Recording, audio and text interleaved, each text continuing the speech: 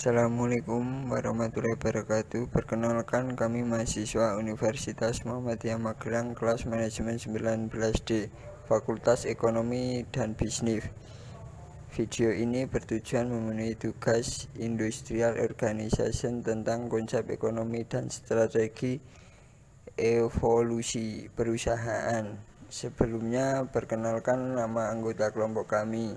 1. Muhammad Ziki Anawaf dengan NIM 0162. 2. Maulinda Sherly Hanonik dengan NIM 0188. 3. Dan saya sendiri Al-Gadwiki dengan NIM 90195. Dan 4. Ifatul Farida dengan NIM 0196. Dan 5. Ade Rahman Setiawan dengan NIM 0209.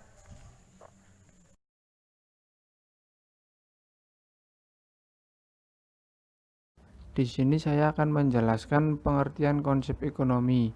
Ekonomi berasal dari bahasa Yunani, yaitu oikonomi, yang dibagi menjadi dua, yaitu oikos dan nomos. Oikos artinya rumah tangga, dan nomos artinya aturan. Jadi ekonomi dalam arti sempit adalah aturan rumah tangga. Secara luas, ekonomi mempelajari kegiatan manusia dalam memenuhi kebutuhannya. Selanjutnya, prinsip ekonomi.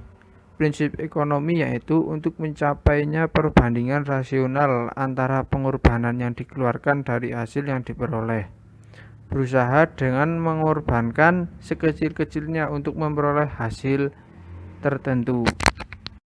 Motif ekonomi. Motif ekonomi dibagi menjadi 3 bagian. Yang pertama, motif ekonomi produsen. Dalam melakukan tindakan ekonomi, tujuan utama produsen adalah: yang pertama, motif mencari keuntungan. Tindakan ekonomi yang dilakukan produsen bertujuan mencari keuntungan atau laba yang optimal. Yang kedua, motif mencari kekuasaan ekonomi. Sebagai perusahaan, ada yang melakukan diversifikasi usaha atau perluasan usaha. Perluasan usaha tersebut bertujuan untuk menguasai pasar. Yang ketiga, motif memperoleh penghargaan. Penghargaan dapat diperoleh jika produsen meraih prestasi di dunia usaha. Adanya penghargaan dapat memotivasi produsen untuk lebih giat dalam berkarya. Yang keempat, motif sosial. Setiap perusahaan wajib untuk melaksanakan program tanggung jawab sosial. Program tersebut mendorong produsen untuk peduli terhadap sesama. Misalnya, produsen memberikan santunan kepada anak yatim, produsen membantu pembangunan, atau produsen menyumbang organisasi yang peduli lingkungan. Motif ekonomi yang kedua yaitu motif ekonomi konsumen. Motif ekonomi konsumen melandasi konsumen dalam tindakan ekonomi antara lain sebagai berikut. Yang pertama, memperoleh kepuasan maksimal. Konsumen bertindak secara rasional bertujuan untuk memenuhi kebutuhan hidup secara memuaskan. Yang kedua, menaikkan status sosial. Perilaku konsumtif bertujuan menunjukkan status sosialnya sebagai individu yang kaya secara ekonomi. Yang ketiga, memperoleh pengakuan di lingkungan. Kepatuhan terhadap aturan yang berlaku memungkinkan individu diterima di lingkungan. Yang keempat, mempertahankan kelangsungan hidup. Tujuan ini dapat tercapai jika konsumen memenuhi kebutuhan primer atau pokok secara layak. Pemenuhan kebutuhan primer juga dimaksudkan meningkatkan taraf hidup. Yang kelima, motif berbuat sosial. Misalnya, menyantuni anak yatim piatu atau memberikan bantuan kepada korban bencana alam. Dengan berbuat sosial, seseorang yang memiliki kelebihan dana dapat menyalurkan sebagian dana kepada orang lain.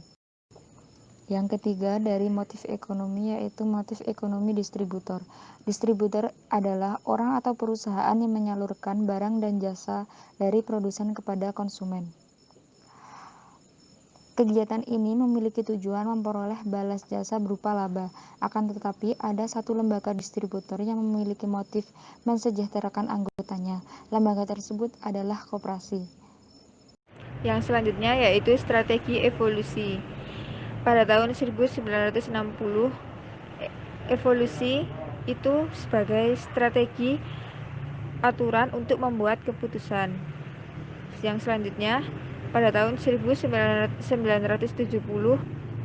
Strategi sebagai mengevaluasi dan mengimplementasikan aspek-aspek kritis dan strategi yang dirumuskan. Yang selanjutnya yaitu pada tahun 1980, strategi sebagai menganalisis 5 kekuatan dan ketertarikan industri untuk mengembangkan keunggulan kompetitif melalui strategi generik. Lalu selanjutnya yaitu strategi evolusi pada tahun 1990, yaitu sumber keunggulan kompetitif adalah sumber daya yang valuable, rare, inimitable, and non-substitutable.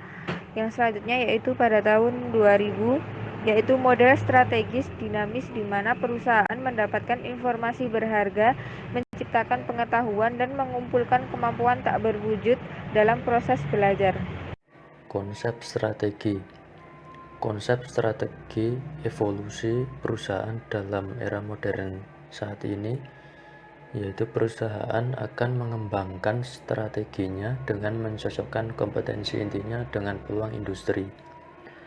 Kemudian, perumusan strategi ini akan digunakan sebagai proses oleh para eksekutif senior untuk mengevaluasi keunggulan dan kelemahan yang sehubungan dengan peluang dan ancaman yang ada di lingkungan, dan kemudian memutuskan strategi yang menyesuaikan antara kompetensi inti perusahaan dengan peluang lingkungan.